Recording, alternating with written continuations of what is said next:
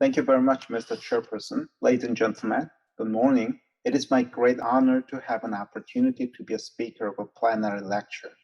The assigned title to me was, What Did We Learn Regarding AF Ablation in the Last 10 Years? But frankly speaking, I still have more questions than answers for this issue. So I would like to review my story regarding the AF catheter ablation in the last 10 years. Disclosure information. The first one I learned during the last 10 years is now we see the clear clinical benefit of AF catheter ablation. Although CONUT trial failed to prove the mortality benefit of AF catheter ablation in ITT analysis, AF ablation is superior to medical therapy in terms of mortality and cardiovascular hospitalization. And this superiority of catheter ablation was even more significant in the per protocol analysis.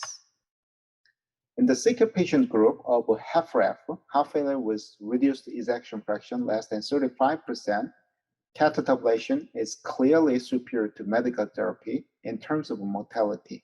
And CASTLE AF trial proved over 40% reduction of overall mortality by AF catheter ablation in patients with heart failure and atrial fibrillation. What about heart failure with preserved ejection fraction? We compared the recently developed H2 HFpEF score before and 1 year after the AF ablation. And the reduction of HFpEF score by AF catheter ablation was more significant in patients with baseline high HFpEF score. And increase of HFpEF score is associated with failed atrial fibrillation rhythm control or sustaining AF after catheter ablation. So baseline HFpEF is good for good responder to AF catheter ablation. Recently, we compared over 16,000 patients who underwent AF ablation with over 92,000 medical therapy group or non-AF population. During over 5 years of follow-up period, the risk of ischemic stroke was significantly lower in AF ablation group than in medical therapy group, and the degree of risk reduction was comparable with the non-AF population. Another interesting finding of this study was AF ablation also reduced the risk of intracranial hemorrhage significantly compared with medical therapy group. AF also improved the cognitive function 1 year after the procedure. In this study, MOCA score improved significantly in ablation group, but worsened in the medical therapy group after 1 year. However, the benefit of AF ablation disappeared in patients who recurred as sustaining atrial fibrillation. This is Korean National Health Insurance data, and AF catheter ablation reduced the risk of vascular dementia and Alzheimer in over 194,000 patients without ischemic stroke. Therefore, not only risk reduction of ischemic stroke, but also hemodynamic improvement by restoring sinus rhythm plays an important role in preventing dementia. In this study, we proved the AF ablation also improved the renal function 5 years after the procedure, and also can be done by improved cardiac output after catheter ablation. The second thing we learned during the last 10 years is AF is not a curable disease, but a progressive disease. This is Kaplan-Meier curve for AF recurrence after catheter ablation in my institute. And over 4,000 patients in this cohort, 1 year recurrence rate is pretty good, over 87% for proximal type AF and 78% for persistent AF success. However, as patient gets older, AF recurrence continues like this. I think the first AF recurrence 5 years after the de novo procedure might be AF progression. Although we can reduce the AF burden by catheter ablation, it is not possible to cure this degenerative disease. How long can we delay the ablation for this progressive disease? Although AF duration is an important prognostic factor, over 40% of AF is asymptomatic or minimally symptomatic. So in this study, we assume the AF duration based on the first documented ECG and evaluated rhythm outcome after catheter ablation. In proximal AF group, the AF duration did not affect the rhythm outcome at all. However, in persistent or long-standing persistent AFib lasting longer than 4 years showed a significantly worse rhythm outcome in this study. We previously analyzed 9-year trends of AF ablation in over 2,200 patients. During the last 9 years, procedure time and the empirical extrapulmonary vein ablation and overall decreased remarkably. And in spite of reduced extra PV ablation and procedure time, the overall recurrence rate is reduced significantly. I think a study published in 2015 and improved their ablation catheter efficiency affected this outcome. The overall complication rate of AF ablation did not change in the last 10 years. However, we are using more aggressive ablation protocols such as hyper short duration RF, but trying to reduce vascular complications by using vascular ultrasound or single transeptal sheaths. Now we are using NOAC in most of the patients who undergo AF catheter ablation except for valvular AFib. In this multi-center randomized clinical trial, we compared uninterrupted warfarin, single-dose skip schedule, and 24-hour skip NOAC protocols. There was no difference in bleeding or thromboembolic complications among NOAC skipping schedule, and there was no difference among 3 NOACs. So we are using a single-dose skip schedule for the AF catheter ablation nowadays. We know that AF ablation complication risk is higher in women, especially elderly ladies. And in this study, we measured the pulmonary vein antral wall thickness of a CT scan and evaluated the sex difference in wall thickness and risk of complication. We found major complication rate and risk of cardiac tamponade are significantly higher the ladies older than 70 years old, and their left and right side antral wall thickness were significantly thinner in those old ladies. CONUT score is a standard score for malnutrition composed of albumin, cholesterol, and lymphocyte count. It is different from body mass index. And among over 3,000 patients who underwent AF ablation, 0.4% of patients had moderate to severe malnutrition. We found significantly higher overall and major complication risk in those patient group, especially in female patients with malnutrition. Therefore, we have to be very careful during the procedure for the patient with small body size, malnourished old ladies. We found that the AF ablation itself increased the left atrial pressure at the repeat procedures, especially in patients who underwent empirical extra PV LA ablation. And we measured the 1-year follow-up echo parameters instead of invasive LA pressure measurement in this study. And the stiff LA physiology was observed in 3.7% overall patients after AF ablation and was associated with diabetes, underlying diastolic dysfunction, and empirical left atrial extra PV ablations. During the last 10 years, we tried the various ablation lesion set to improve the rhythm outcome of catheter ablation. However, now we realize that the routine empirical extra PVLA ablation does not help the patient at all. In these 2 RCTs, we proved that CPVI, pulmonary vein isolation, is good enough for paroxysmal type atrial fibrillation ablation. What about in patients with persistent AFib? I believe study AF2 provided a major turning point of a persistent AFib ablation strategy, including my lab, as study AF2 or REAFFIRM failed to prove their benefit of linear, cafe, or roto ablations. We became more obsessed to pulmonary vein isolation. However, about 40% of patients recurred within a year. What about the patient group with originally persistent AFib but changed to paroxysmal type under antiarrhythmic drug or cardioversion? These 2 RCTs shows that the empirical linear ablation does not improve rhythm outcome in this patient group. And even after complete electric isolation of posterior box lesion, it doesn't change the outcome at all. What about the patient with long-standing persistent AFib? Although we found better rhythm outcome after electrical isolation of posterior box, we call it POBI, in this retrospective registry study data. And the additional cafe ablation after Dallas linear lesion set did not improve rhythm outcome in patients with long-standing persistent AFib.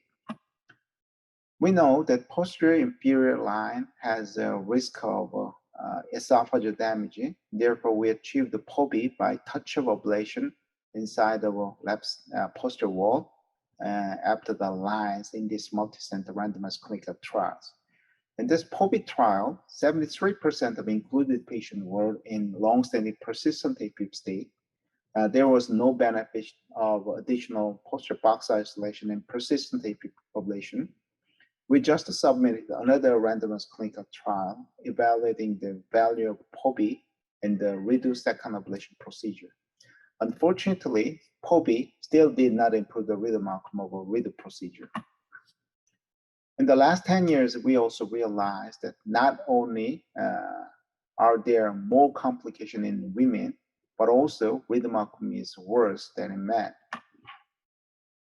The outcome of AF catheter ablation was worse in women, especially those younger than 60 years. And this poor outcome reflected higher cardiac parasympathetic nerve activity in women than in men after AF ablation. In this time, we proved the sex difference of rhythm outcome after redo procedure.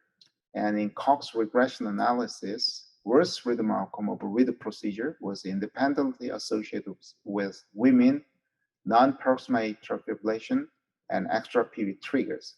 So women and extra PV triggers are poor prognostic factor together after AF ablation. Now, I would like to mention the role of extra PV triggers. We learned it during the repeat ablations. Does the number of reconnected pulmonary vein potential affects the outcome of second procedure? The answer is yes. In this study, 37% of patients maintained the PV isolation at repeat procedure in spite of recurrence, and the outcome of the second procedure was worse in those patients without PV reconnection than those with PV reconnection. This outcome reflects the contribution of extrapulmonary vein foci as the mechanism of long-term recurrence. And we proved the reduced number of PV reconnection as later timing of recurrence after de novo procedure, and recurrence within a year, between 1 and 3 years, and after 3 years. And as recurrence timing was later, the proportion of extra PV trigger was lower at the de novo procedure. However, when those recurrent patients underwent rhythm mapping, the extra PV trigger was more commonly found in patients with later recurrence after 3 years. These findings suggest AF progression and extra PV triggers contribute to the delayed recurrence after 3 years of de novo ablations. In this study, we systematically reviewed the extra PV triggers at de novo and repeat procedures in over 2,000 patients with isoprotein provocation. And we found extra PV trigger is 12% of de novo and 29% of redo procedures. And the most common site of extra PV triggers were on the septum, coronary sinus, and SVC, not in posterior wall of LA or appendage.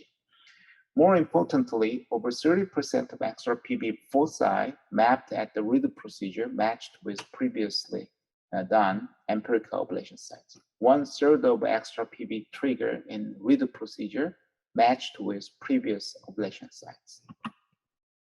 As you expected, rhythm outcome was worse in patients with extra PV trigger in both de novo and repeat procedures. And it was even worse in patients with multiple extra PV triggers than those with single triggers. Are isoprotein provocation and extra PV trigger ablation valuable? The answer is yes.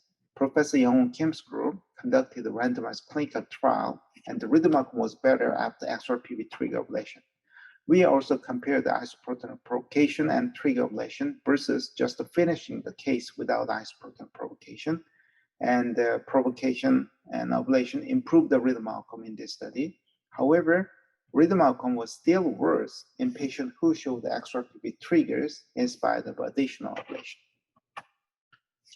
We know the higher chance of extra PV trigger at the condition of acquired atrial structure remodeling. However, extra PV triggers also have a genetic background, and recently we found that the zinc-ping-homebox gene, which is the top second AF-associated genome, has a significant relationship with extra PV triggers. And zinc-ping-homebox gene has functions for inflammation, fibrosis, or matrix remodeling. Then, how can we improve the rhythm outcome of AF ablation in the future?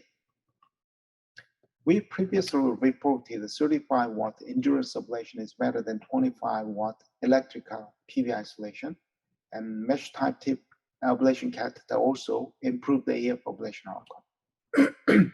However, currently we are using 60-watt hyper short duration RF ablation with flexibility catheter.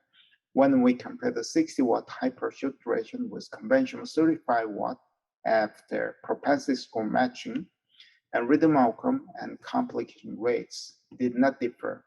However, hyper short duration ablation significantly reduced their procedure time.